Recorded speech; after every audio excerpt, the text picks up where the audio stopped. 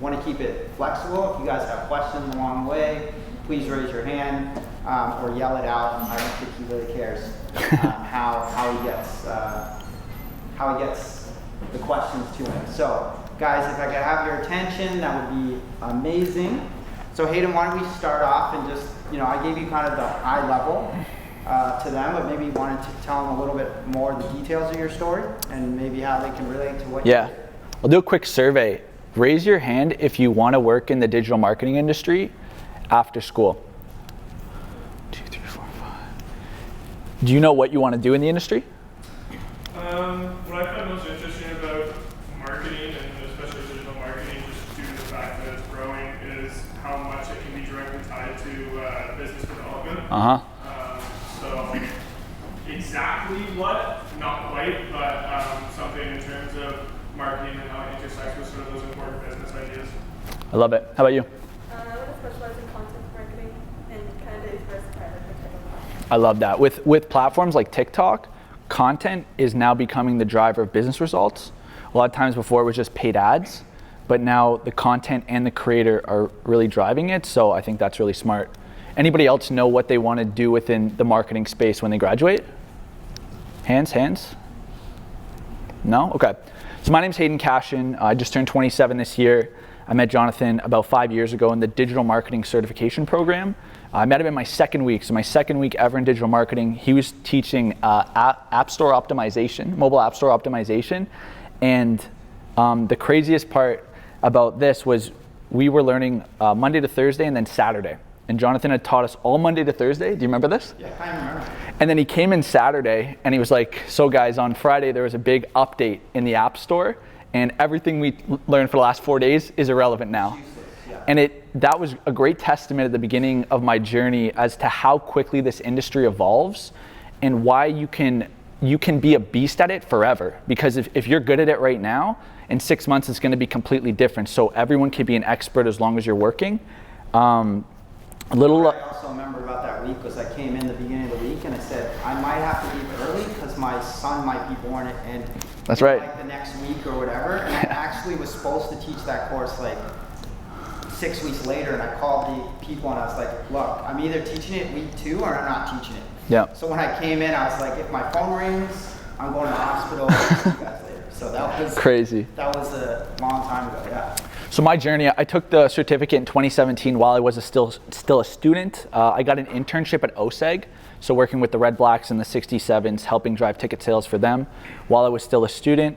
Then I got a job for an agency in Montreal, and I helped lead a project to take CPAC, which is the Cable Public Affairs Channel. It's a television network, help move them from TV first to website and digital first while I was still a student. And then I actually started my marketing agency while I was a student, graduated about 4 months after I'd started it. And what we focus on is paid ads. So Facebook ads, Instagram ads, Google ads, now TikTok ads, driving business results for clients. And then just over the last 9 months, we actually launched a second company called the Modern Marketing Certificate, which is a rendition of the Digital Marketing Certificate, couple changes. And that program is officially live as of Monday. So we have 17 students going through it right now, and we're gonna help them get jobs on the back end. So that's a really quick summary of what I'm up to. I also do a lot of personal branding stuff. We post about 6 times a day on TikTok, 6 times on Instagram, Shorts, Pinterest, all over the place, because I see that as leverage to whatever ambitions you want to do. That's really it in a nutshell. Cool. So, obviously I've known Hayden for a while now, and we also have something in common. I want to go back to your roots before this. Yeah. Your rapping days, Yeah. I guess. How many people were a rapper in high school? And don't lie.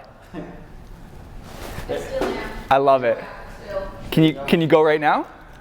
No, I'm just kidding. Maybe like a Nicki Minaj, but like. Okay. Yeah. Love it. So I want to take that back because I think naturally the best marketers I've ever met in my life are naturally like creative people.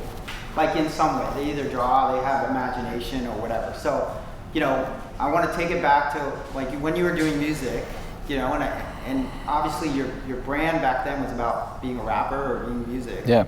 How did those lessons that you learned back then when you were trying to make it big as a musician inform what you do today on the branding side and Yeah, there's 2 pieces. What I really learned is through communication, you can really move people to take certain actions, right? So sometimes you would make a song and the messages that you would get would be really like sentimental, and people would say things like, this really impacted me. And I think that's the same thing marketing and business. If you do it in certain ways, you can really hit people in the heart and make them take action.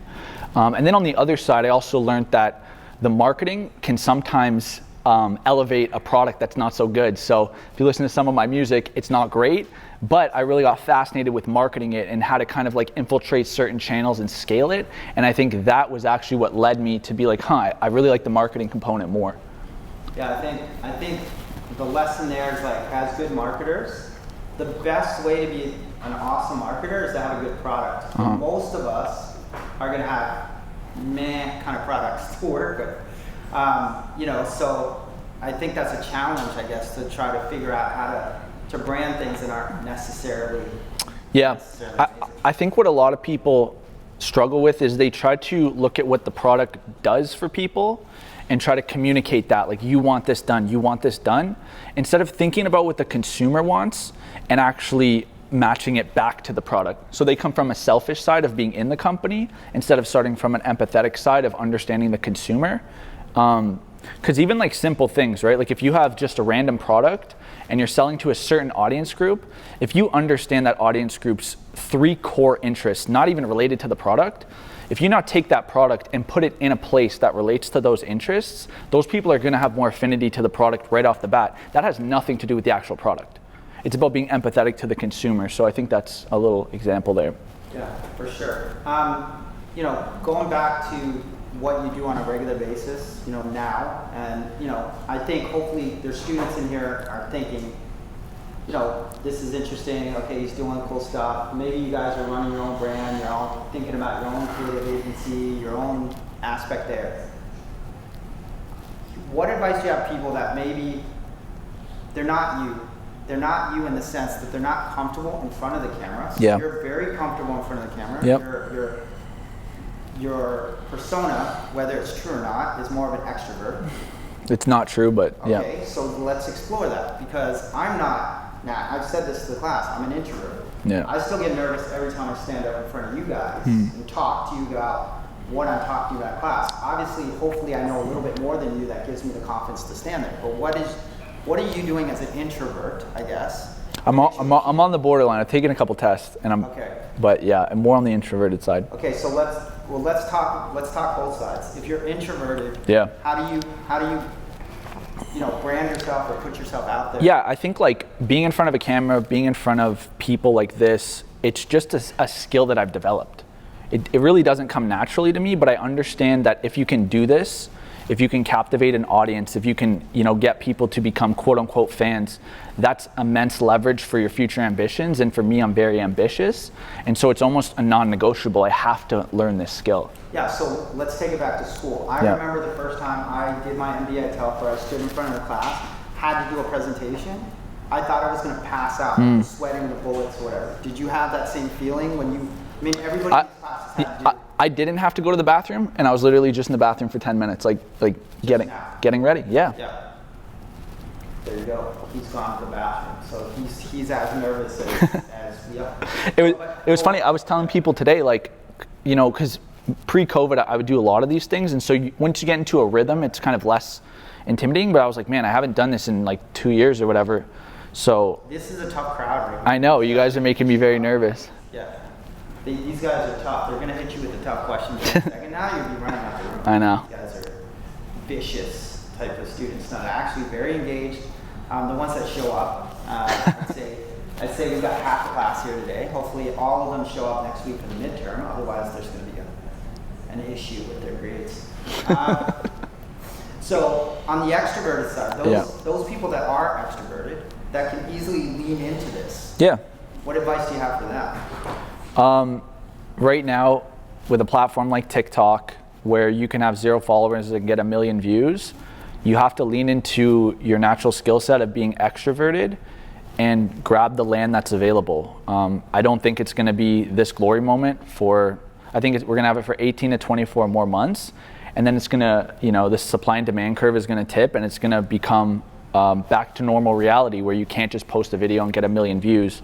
So if you do have ambitions and you like being extroverted, you like talking to people, it's a massive opportunity to just build leverage to do whatever you want in the future. Like if you want to just get a job, if you do have 50,000 followers on TikTok, that's leverage for getting that job, especially if it's in content, or saying like, hey, like employer, you can leverage my 50K to do certain executions. Like there's always ways to kind of get creative with how you structure your deals.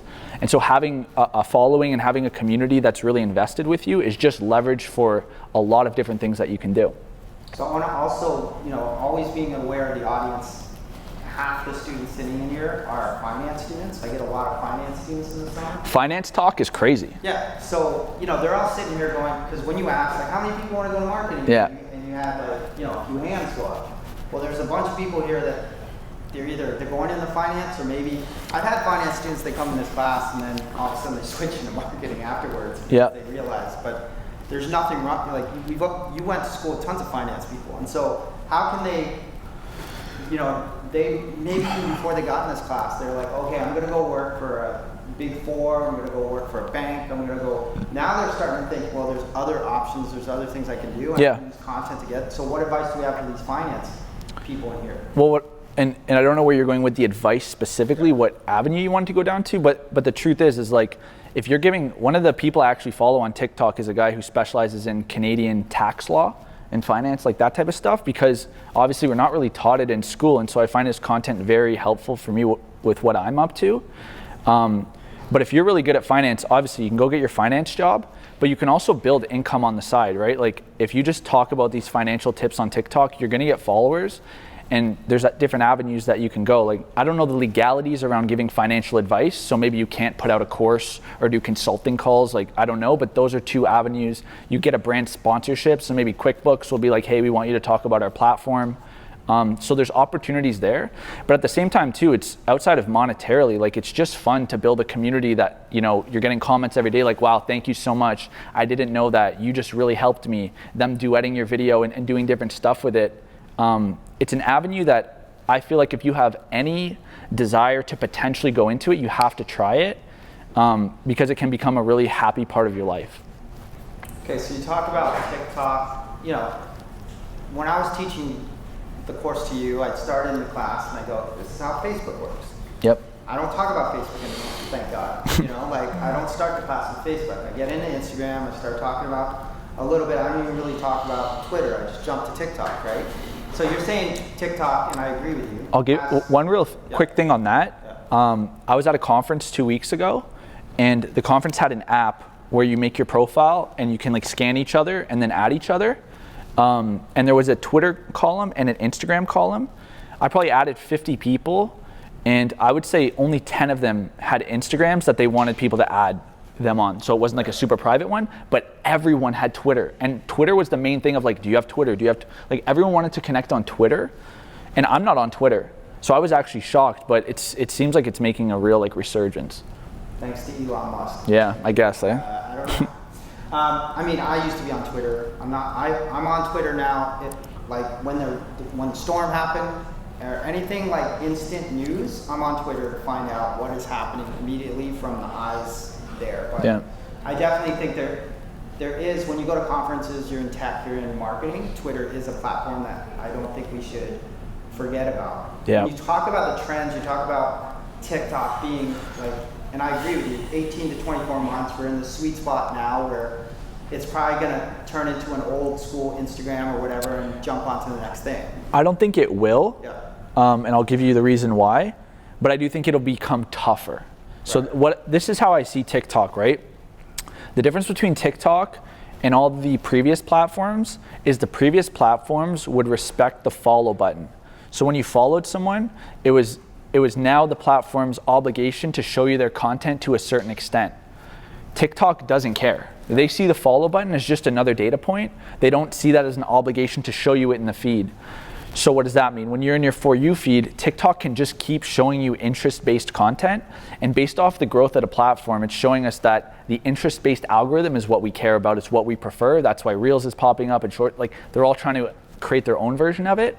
But what does that mean? It means the virality will always be available, Because in the past, you'd follow 1,000 people, 2,000, 3,000. Now all of a sudden, insert ads as well. There's no room for new stuff to populate in front of you. TikTok doesn't care about who you follow, so as you follow more people, you'll still see random stuff, which means the organic reach will never decline as hard as it has on the other platforms. Now what will happen is there'll be more competition for the organic reach. So right now, you might be competing, let's say, against 3 people every time you post. I think in the future, you'll be competing against 10 people. So that's how it'll get shrunk, but it'll always be available, which is the key. Right, so again, it's on my line of questioning of the future of social media platforms. Obviously, I think TikTok found a secret sauce of like engagement and doing this stuff. The other platforms are now trying to catch up, right? Facebook has a ton of money, even though it's seen as a dinosaur in some respects. They're trying to copy, jack, whatever, the special formula. Where do you see the evolution of social media? And maybe this is getting into this whole metaverse talk or whatever, but like where do you see it? Where's the future of, like, these students are getting out now and there's opportunity. Obviously, I think immediately it's TikTok, and if they're not looking into it, then they're missing the boat. But then beyond that, what do you think?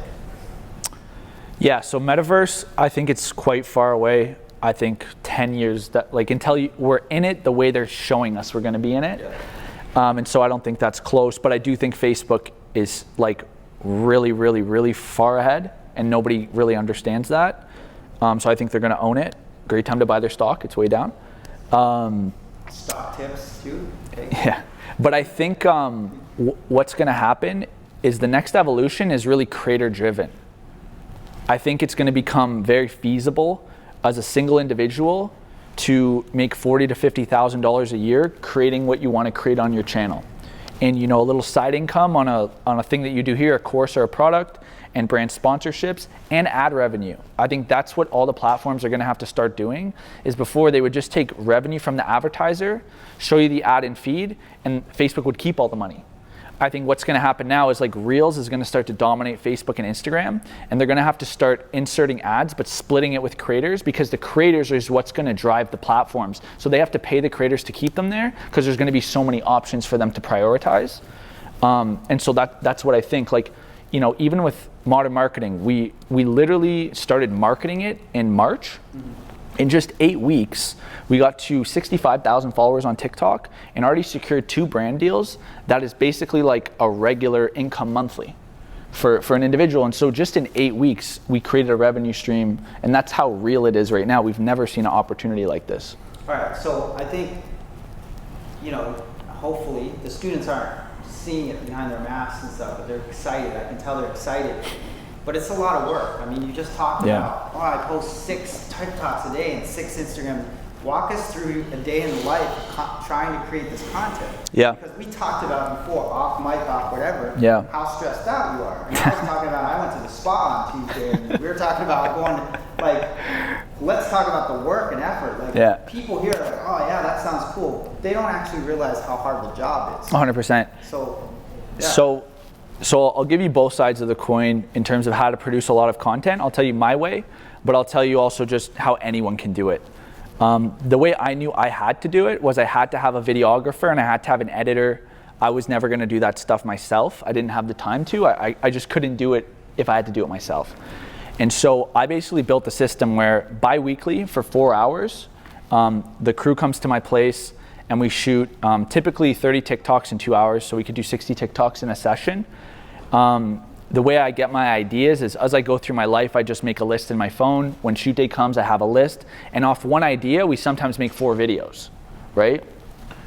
And that's how we've systemized it. They do all the posting. I just do final approvals. And so it's a system where we did the math. It would essentially take 42.5 hours a month total. My time allocation is about 15 hours. So we've got it down to a third. And that's essentially 2 shoots and editing final stuff. And so that's how I had to do it.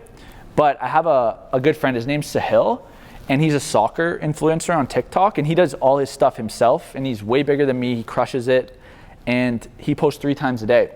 And he came to my place and he showed me how he creates his content. And literally what he'll do is he'll take his idea, and what a lot of people would do is they take their idea, they'd set their camera up, and they just like say their thing to the camera, right? But TikTok has an entertainment aspect that if you can, you know, be entertaining, you're gonna get more viewership. And so all he does is takes that same idea and creates like a 15-second script going through that idea. So he's in the soccer niche, so maybe it's like he would want more, he would tell a tip on how to get more playing time, right?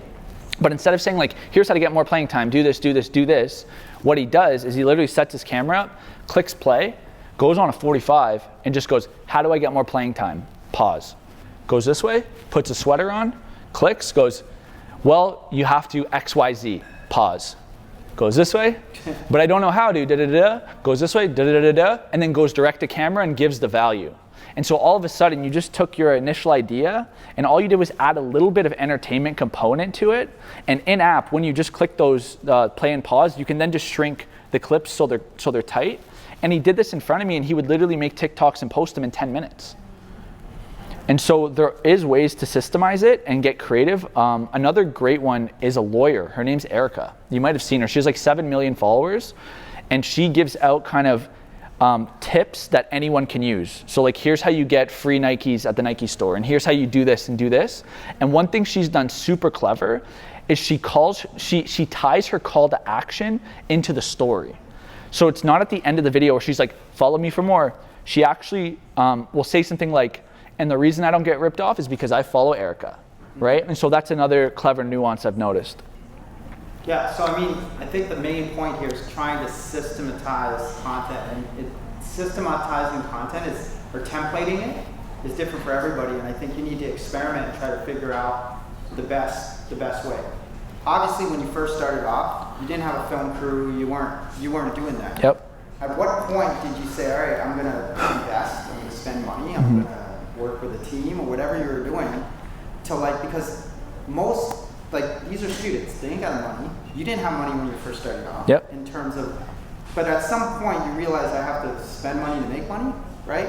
Or I have to build relationships to make money, or however it's like, when do you hit that point?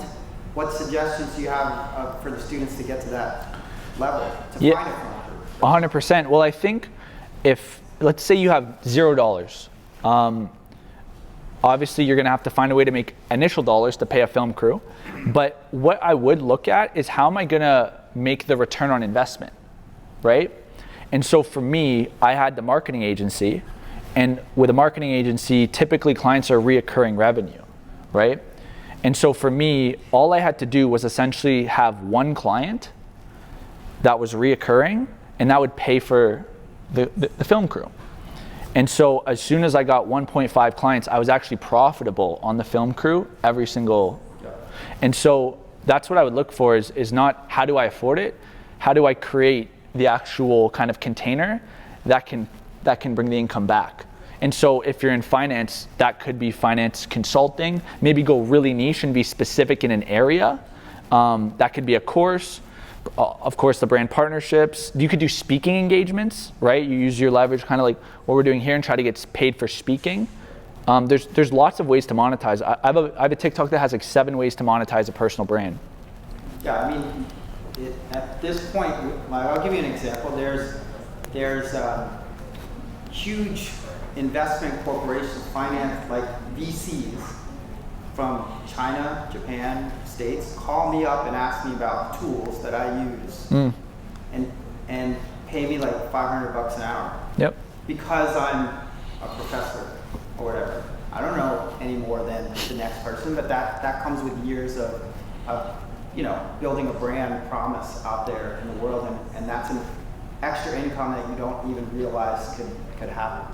It doesn't happen very often. It's not like they call me every day. But you're not trying to do it. Imagine if you put effort into it, that could become a viable stream. Yeah, if I had time to do effort, I'd hire Hayden to help me build more streams. Now, I mean, I love this talk because I'm all about trying to build multiple income streams. I have a list of different income streams that I look at on a monthly basis and try to create new ones.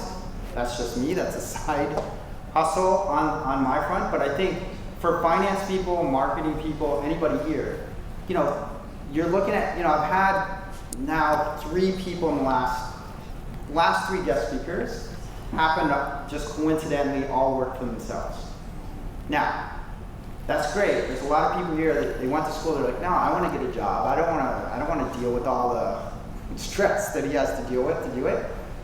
But then there's side hustles today. There's things you can do that aren't going to take away, but you can also be creative and think about it. So as Hayden's talking, you probably can think of hundreds of other ways that you could kind of monetize and try to figure out what's going on with what you're doing. All right, so I just want to pause here. Does anybody have any questions? Yeah. So, do you think the kind of social media platform that you're using to manage your business is important, or can you just use the one that's most? Do you have a specific business in mind? Or no? Let's say agriculture industry. Okay. Yeah, like I think a lot of businesses serve large markets. And so in that case, typically you can just go on whatever platform you want to. But certain businesses are more niche. Like if you're, selling pipes or something, like to big contracts, you might want to just do B2B on LinkedIn, because there's only like 10 people or 100 people in the country that actually would buy these. They're the purchaser and the company you're trying to service. And so you might want to go directly at those people on a platform like LinkedIn. You wouldn't really find them on a TikTok or things like that. So you can be creative in certain places. But for me, like I run digital ads for any type of company in the world. And so I could do it on TikTok, I could do it on Instagram, I could do it on Facebook a little bit, I guess. But it's kind of nuanced depending on what company it is. You're welcome. Cameron, go ahead. Well, go ahead and I'll go to Steve after. Sure. I find it really interesting when everyone is speaking about TikTok being sort of the new wave to grow on, but then you touched on the point that they're not loyal to followers the way that are following the way that other sites are. Yeah. So in the sense that you grow your market, even if they follow you, that you're not guaranteed that they're going to see any of your content. Yeah. Where do you find the use and value of posting stuff on TikTok? Is it to convert onto other channels? Yeah, so for me, like I have my website in my bio, so people will go there and they'll become leads. I also push them to the marketing certificate. So just because if they follow me, they may not see me again, doesn't mean in that moment I can't do something that will cause an action. I also say a lot of times, like message me on Instagram. I don't have a YouTube right now, so I would say like go to my YouTube, subscribe, whatever. So you can push them to places where there's more loyalty. But I think the real sneaky one is just brand equity, right? So when I went to the conference, not to be that guy, but I went to the conference 2 weeks ago in Minnesota, I got recognized 20 times. And it was just off the face. It was like, a lot of people kind of were doing one of these, like, I know you. Are you this guy? They like show me their phone, you know what I mean? And so I think when you start to build that equity, that's something that can transition to the next thing, right? When people start to know your name and know your face, maybe in 3 years, they'll think of digital ads and they'll be like, oh, let me Google him, let me see where he's at. And so I think that's the one that is not talked about enough because you can't attribute it directly. But that is probably the most powerful part, is building brand. So for yourself, if you were to build a dream TikTok engagement in your brand, what would you want an individual who comes across your videos to do? Probably The most profitable one for me would be a client in my marketing agency, right? So go to my website, be a lead. But so this is actually the reason we took on the certificate program, was we built the TikTok, but I was like 99.5% of these people don't own businesses. So they can't even become a lead. So we created the certificate as a B2C play. So then we could kind of open it up and let those people in there. So it just obviously depends on their situation, where I'd want them to go.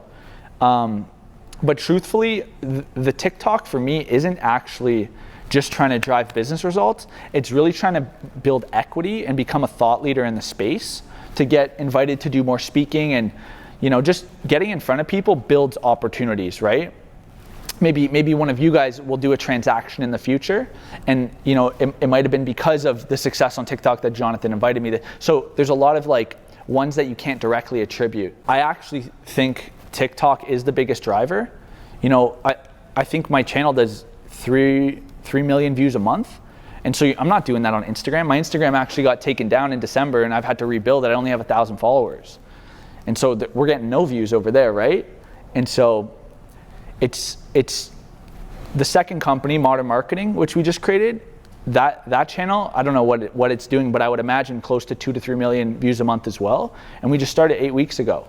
And so there's just no other place in the world you can start from zero and get to that scale that quickly. And that's why it's an uncomfortable opportunity. Yeah, so knowing what you know now, if you went back and you were starting from scratch or just started making content, what's the biggest thing you would do differently to kind of optimize your success? Yeah, I would know how it's going to flow back to the business from day one. So I think a lot of people, I talk to influencers all the time who have millions of followers, and they're like, I don't know how to make money, right? And it's because they're just hoping someone's going to reach out for brand deals. They're just hoping they're going to get invited to it. They know how to get views, right? They're the creative, they're the artist. And what I tell them a lot of times is they need a manager and give them 15%. But what I would do if I was them is from day one be like, okay, I'm going to build my surfing channel and I'm going to white label surfboards through my Shopify. And they're going to have all the graphics that I use in my videos to talk about them. As I build a community, they're going to want to support me. I'm also going to do SurfCon every quarter on Zoom with 100 people in it, $1,000 a ticket. You know what I mean? Like really architect how this all flows into the business. That's what I would have done from the start. And I think almost everyone does it the reverse. Yeah. Yeah. Content creator, how do you establish where your niche is? Is it something that's popular or something that you're interested in? Great question. So funny enough, when I started my TikTok in August, I didn't know anything about TikTok, right?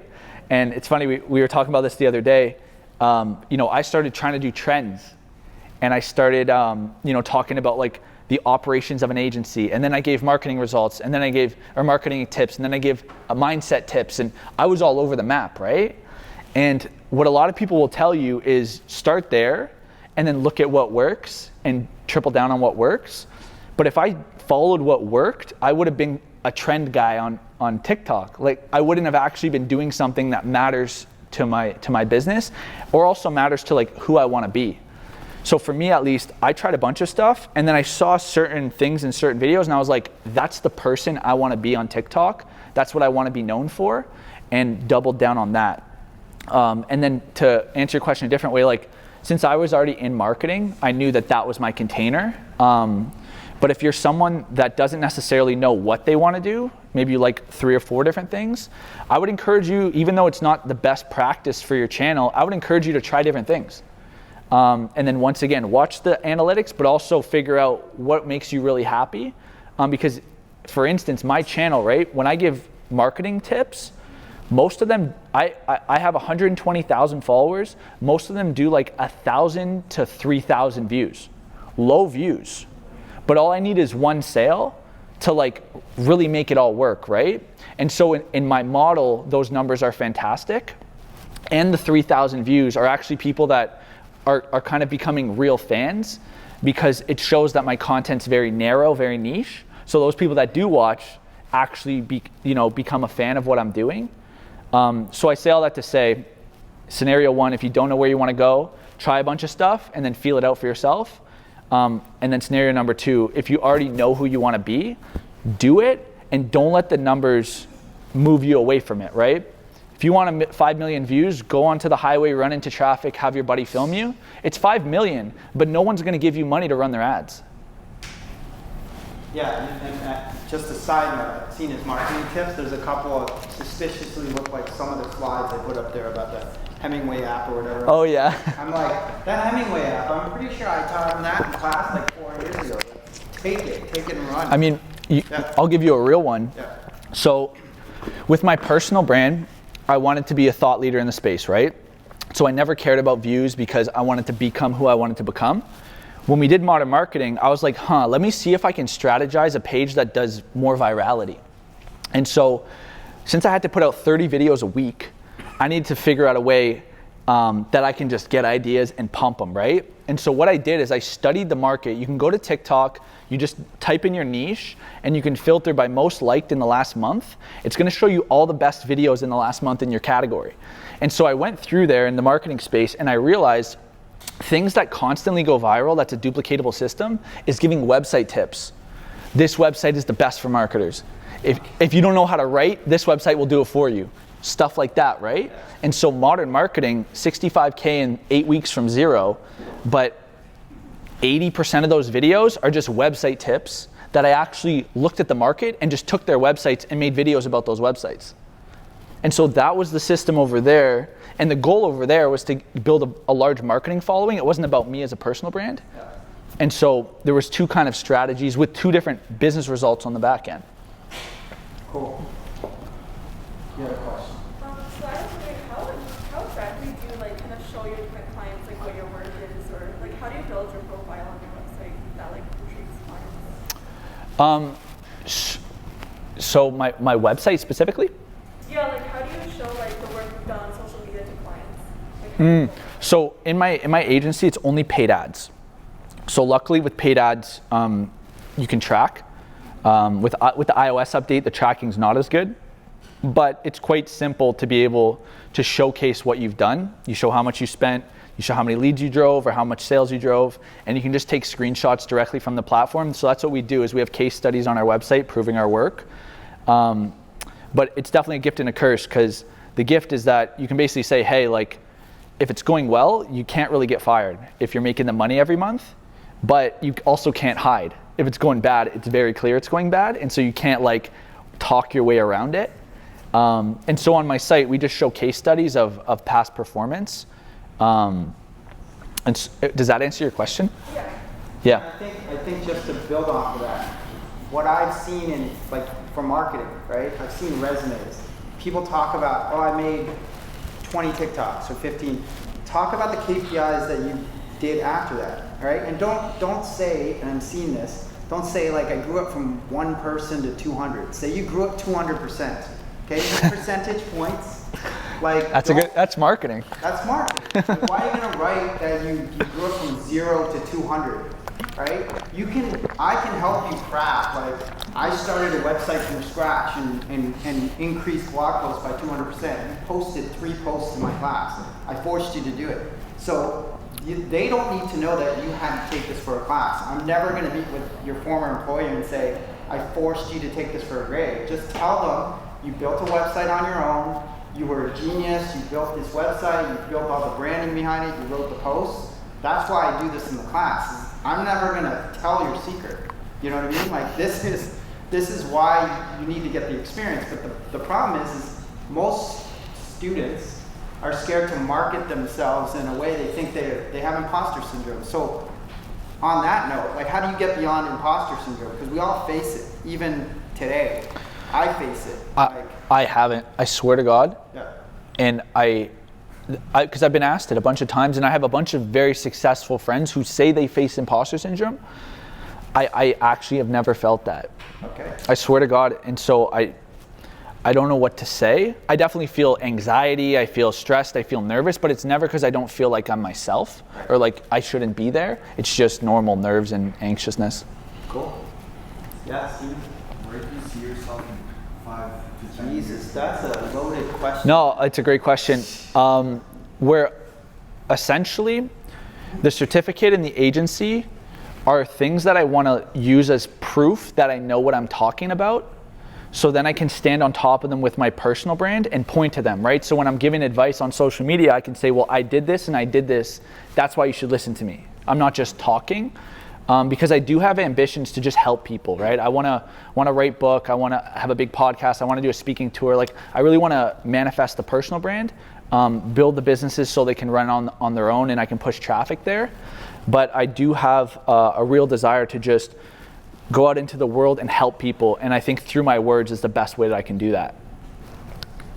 Hopefully you'll still come back to my class when you get that big. I would love to. Okay. Holding you to that. It's on film. It's on camera. Shit, cut that. Any other questions for Hayden? Go for it. So when you started, they said like the first 5 videos, the most important ones, you get following on it. Did you follow that approach, or if not, like how did you eventually get that following to rise up with your content? You said your first 100? The first 5 videos. First 5? Yeah. So yeah, funny enough, like When I started my TikTok, I knew nothing. The reason I started my TikTok was because I knew it was a massive opportunity, and I told my friend who was a personal trainer, I was like, you need to do your TikTok because the fitness niche is rocking on TikTok. You'll grow like crazy. And he looked at me genuinely and asked me, oh, like, what do you do on TikTok? And I was like, oh, I don't do TikTok. And he kind of like, he just asked, he was like, well, why not? And I was like, huh. I called my buddy who's a videographer, and 1 week later I started shooting and never missed a day since. But I didn't know, and I don't even know if what you're saying is true, to be honest. I don't think about that stuff. I think about I'm putting out 10,000 videos over my life. It'll work at that scale, right? And when I started, I had no idea what I was doing. My first 60 videos, we got 5,000 followers, which like in TikTok world isn't great, to be honest. And so I did a lot of iterating. Like I said, I was doing weird, like I was trying the trends, I was trying everything, right? Until I found what I wanted to be. And so I really wouldn't overthink the first 5 videos, especially if you haven't been a content creator already. Like if you're already on YouTube rocking, you know what you want to do on TikTok in the niche. But if it's your first rodeo, like just have fun, just start, just talk what you're passionate about, because the right people will find you. I think the key that I got out of what Hayden just said is, I can teach you all the tactics and what the algorithm says and whatever, but at the end of the day, like I told you in the content class, the first blog post you create or the first TikTok you create is gonna suck compared to the 100th one you create or the 10,000th one, or if you get to 65,000, whatever your goal is. The goal is to just consistently do it and try to reach an achievable goal. Once you hit 1,000 videos, you realize that 50,000 videos is not that far away. Right? If you start and you're at 0 and you're like, I'm gonna make 50,000 videos, that might seem like crazy. Yeah. But he's systematizing it to say, well, I'm gonna put 15 hours a month in, the videos are X amount of seconds. Like you can create hundreds of thousands of TikToks with a certain formula. Some of the TikTok videos are not gonna catch on. People aren't gonna Most. catch on. Huh? Most won't. Yeah, most. But if you post it and the ones that you thought it was going to work, I'm sure you posted and you're like, oh, for sure this might work. Maybe. And it bombs. Well, yeah. But the one you thought was like super crappy that you did in your kitchen, whatever, yeah, you're like, that one took off. Well, you know what's funny is like, I look at my videos and I have my ones that I'm like, oh, that's gold, and that one's all right. Yeah. And it's always the reverse of what I think. It's always the ones that are like whatever, that go crazy, and the ones that I think are gold never do well. But I think it's because the ones that I think are gold are very like, you have to be an expert in the space to know that's a real secret. It kind of flies over a lot of people's heads. And so I almost get excited about the days in the future where someone will be like, that video helped me so much. That could be gold in the future. Yep. Just because it's not gold today doesn't mean it's not going to be gold 10 years from now when they go back in the archive. Because I know what he's going to do in 5 years from now. He's going to find some of those nugget gold videos that didn't recall, reproduce them. Yeah. He's either re-show them on whatever platforms out. One thing for TikTok too that a lot of people don't know, and they'll fight you on it, but I've done it, is you can repost the old videos and they do amazing. So for Modern Marketing, we shot for 8 weeks, have 260 videos or something, and now for the next probably 6 months, we'll just repost those videos. And I did it on my personal brand while we were building Modern Marketing. I just reposted all my old content, and I probably doubled my following in a shorter time span than I initially built it. And so reposting your content is a completely viable way to continue to scale. Yeah, and if you think about how the algorithm works, how many people, if that first time you post it, they're never going to see it again. It goes out in the ether, so who cares? You post it again. A few people are going to say, oh, that's old content. But most people haven't seen it in the first place unless it took off. And if it took off, you're probably not going to repost it again anyway. So it's viable. No, repost it if it took off. Really? Oh, yeah. Post if it took off? Yeah. Okay. Yeah. Any other questions? Come on. There's some questions here for Hayden. Are you on TikTok? No. No, but again, same thing. Thought about the strategy behind it. Yeah. Even thought, and this was during the pandemic, I was like, I'm going to make beats again. I'm going to make music. Let's go. For fun, because I'm in my basement, it's a pandemic or whatever. Yeah. I actually sat down and was like, I built the strategy to go on Instagram. This is 2020. Building that strategy on Instagram, I was like, no, I should just go bypass Instagram, go to TikTok. Yep. Right? I could see that it was starting to take off. But then I have this thing about, I don't really want to be in front of the camera. So I was trying to figure out ways of like, how do I be relevant on TikTok where it's just, I'm posting videos of the music and I'm not in the camera? But then after a while, again, I think it's the consistency. You say it takes 15 hours a month. My life right now, I usually don't have that time. The smart thing I could do, and I have the means to do it, would be to do what he's doing, hire a video crew that just follows me around, takes videos of my content. Like, I talk to people all the time, mentor people, whatever, film it, post it, and be done. I just haven't done it yet. Eventually, maybe I'll do it, or leave it up to you guys to create that niche and that content. But I mean, again, I agree with them. There's a window, and either you're in it or you're gonna miss it. And you're gonna be kicking yourself 2 years from now when you could have done something, or at least tried something. You know, and again, most of you guys don't, you're probably thinking like, what's the point? Like, what's the point of doing it? I can tell you right now, and I told you this story, I did not know I would be here. The only reason I'm here talking to you today is because of LinkedIn. I didn't apply for a job at Telfer. I walked in, I told them I was a digital marketer. Somebody looked up my qualifications, i.e. looked at LinkedIn, saw I was teaching a little bit at Algonquin, and then let me teach the digital marketing certificate. Yeah. Didn't screw that up, and then I pigeonholed that into teaching this. Yeah. Was I any smarter than anybody else teaching? No. I just saw an opportunity and I built my profile. I changed my profile to say educator. I taught all these courses, whatever, and now I branded myself in that way. That got me multiple opportunities. So, you know, it's the same thing. You don't know it. And that took 10 years of building that on LinkedIn from day one, right? Like I'm getting close to like 5,000 followers on LinkedIn. It's not huge, but that's my platform. That's why I post. That's why we're gonna post. Put your hand up if you post on TikTok. Not a single person. Yeah, she is. But like if you posted like a few TikToks. There you go. Has anyone had one do remotely well at all? I won't get you to explain it. Like compared to the other ones, like some, like I probably have, I don't know, 5, and then one of them got like 3,000. But Yeah. that's probably got 100. I love it. There's just so many, like even one of my best friends, their second TikTok, 150,000 views. And it's just like, I don't know if we've ever seen a moment in time where where that can happen. And it's just so crazy how quickly you can change your life, honestly. And that's why I'm only talking about TikTok today. Yeah, but I mean, I think it's relevant. Again, if I was talking in class and I was talking about older platforms, I see the real opportunities on TikTok. And I see other opportunities like, yes, I need to get over my fear of like being in front of the camera, but there's other ways to make money or build brand. But like one of the best models for TikTok, if you don't want to be in front of a camera, is you just film whatever you want to film, and then there's a voiceover button, and you just do your voice. Like we see everyone do, this is my day in the life as a whatever, and they're just filming clips and put the voiceover. So that's an easy way to get people to really like whatever content you are trying to put out without having to put your face in front of the camera. There's another account, I think it's called Miss Excel, and she just gives Excel tips. And she just points her camera and points with her finger. I don't even know if she's shown her face, and millions of followers. Well, I suck at Excel, so that wouldn't be for me. But any other questions? Great. Who's gonna make a TikTok now?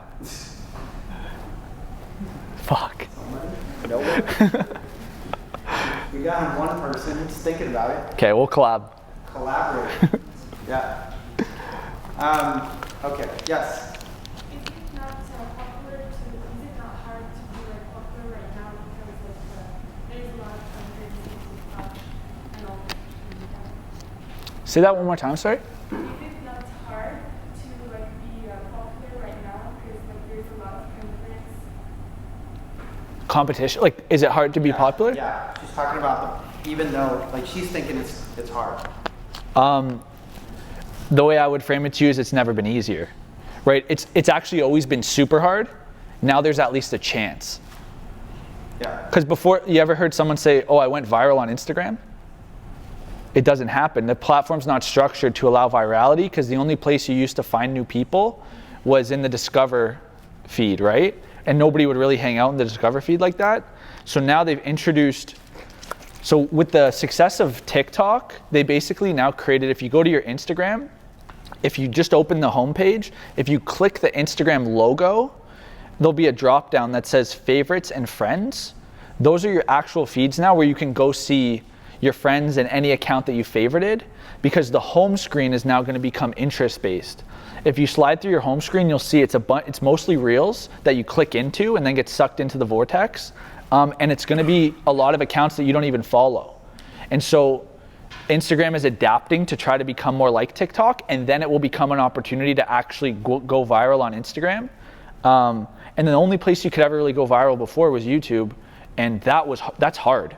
That's just straight up hard. Whereas on TikTok, I guarantee you, if you put out 20 pieces where you actually put 5 to 10 minutes in each of them, one of them will pop. And then this is what I always try to do with my clients. I just want one to pop, because then they get addicted and they're like, holy shit, this drives business results. And I only spent 5 hours total, and I've never had anything happen like this. Like overnight, we made 50 sales just because one video decided to pop off. Because it's so real, like there's never been anything easier. So it is still hard, of course, there's competition, but it's just, there's no other place that's easier. Yeah?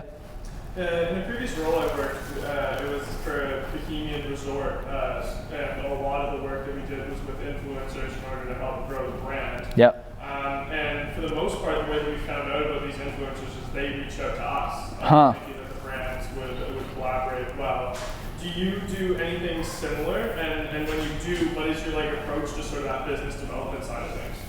I don't reach out to brands. On my personal, we probably do 3 a month. And on Modern Marketing, we've just locked in 2. That's a new company, so we'll see how far that one goes. And the reason I don't do reach out is just because I don't necessarily want to have more work on that side. But it is something I've thought about, of getting someone who just manages my partners and goes out on the offense. One thing I think you have to be cognizant of is you do have to have a balance, right? Like I think you want to go 90 to 95% non-sponsored and 5% sponsored. So if I'm putting out only 60 on my personal, I might only want to do 3 to 4 a month sponsored. And so therefore, I don't necessarily want to be fielding a ton of offers. But does that answer your question? Yeah, I'm not sure if you're familiar. There's a guy, I think his name's Francis or something, who just loves trains on TikTok. Oh, he's the man. He's just in Toronto. Yeah. See, and you know that because of TikTok. I know that. Yeah. He's in Miami for Grand Prix and all that, and he's in North America. And I think he's sort of a little oversaturated his feed a little bit with these brand deals coming through. Yeah. And, I mean, good for him. Living life on the trains. But I think though, it depends what your category is, right? If you can naturally integrate a brand into what you're doing and it doesn't diminish it, that's great. Typically for me, and maybe I have to get more creative, but the way I do it is literally I'll just talk about the brand's product. And so if I do too many of those, it ruins it. But if he can do, a sponsorship with Coca-Cola and just be running along the train and crush a Coca-Cola, and it doesn't necessarily take away from the entertainment value that you're already getting from him. So I think if you can be clever, you could take on a lot. I know in the past, David Dobrik, big YouTuber, if you don't know him, people would get excited when he did brand deals, because what he would do is take all the brand money, maybe buy a car and give it to the audience, to someone in the audience. So all of a sudden, every time he got a brand deal, the audience was like, oh shit, we're gonna get something. And so he actually created something where the audience wanted more brand deals, which I think is another creative model.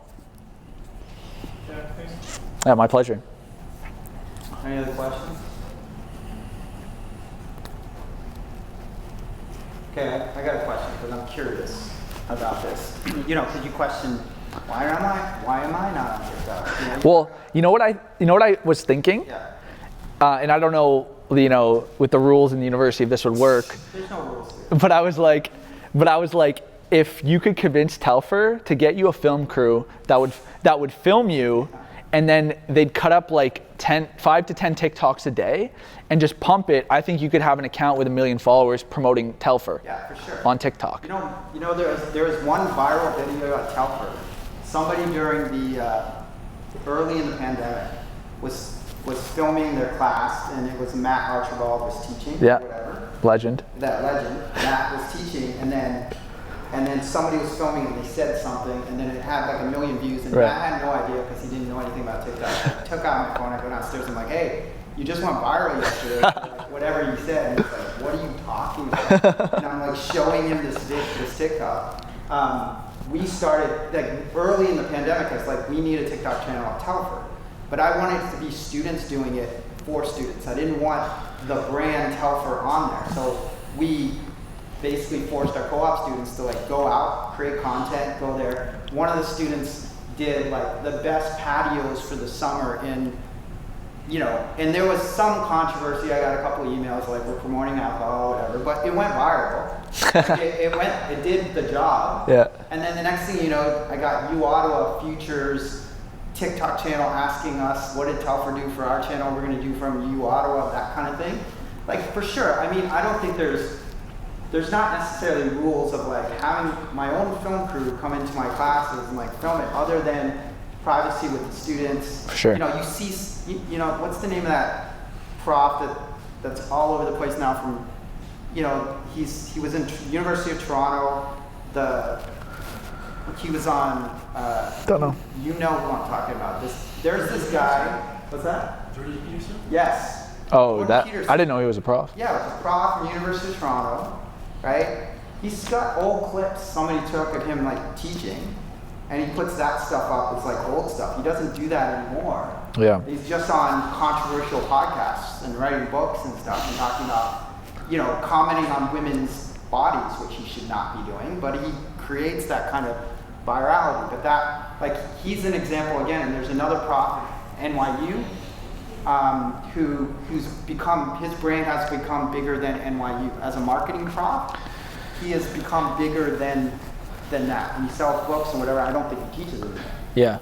So there is that, and I have thought about it, but I'd rather sit here and teach you guys instead of Be famous? be famous and going viral. I don't want random people being like, I took his class because he had millions of views on TikTok. Like, you know, Yeah. that's not the point, I don't think. Any other questions? Yeah, Steven. Have you ever used one of your clients' products to make your own brand deal towards yourself, like as your own personal brand and put it on TikTok? Give me an example of maybe how that would happen. Like, for example, let's say one of your clients is, for example, Coca-Cola, right? Uh-huh. They send you products and use them as a brand deal for your own personal brand, and then take money from them as well as. I've never done that. I've done the reverse. I've had people reach out to me for brand sponsorships and then do the brand deal and then say, hey, what are you doing for Facebook ads, and sell them on the service. But no, like, and to be honest, a lot of my clients are just, it wouldn't make sense for my marketing content. Like, what I'll do is I'll talk about my clients anonymously. I'll be like, this is actually a great segue. One of the ways I drive leads to my business on TikTok without going into the camera and saying, hey, I run an agency, message me, is I'll want to give a piece of value, like, hey, in a Facebook ad, if you don't want to use blue because it blends into the product, right? But what I'll actually say is, like, one of the things that we've done to get our clients 3x results last month is we switched all our blue ads to red because XYZ. And so all of a sudden you just package the story by saying you have clients and then showing the value. People still get the value, but if they're looking for services, they'll now know. And so that's one of the ways I package it. But like, my clients are like physiotherapy clinics, wedding venues, like things like that, right? And so other than just mentioning what we do from a marketing standpoint, it would be a weird integration. Yeah.